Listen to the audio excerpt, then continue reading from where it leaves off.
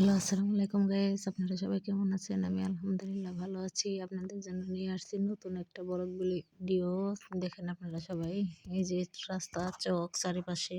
আমি যাচ্ছি এখন খুঁটি আনতে, বেড়া দিব। আমার ঘরের পাশে পুকুর আছে, বৃষ্টি আসলে যদি সমস্যা হয় সেই কারণে বেড়া দেব।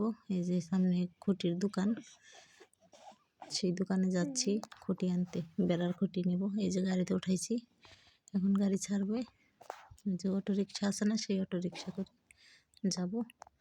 এই যে আজকে 16ই ডিসেম্বর মিছিল যাচ্ছে, তাই একটু ভিডিও করলাম, অল্প একটু পলাইয়ে লুকাইয়ে সেই ভিডিও করছি।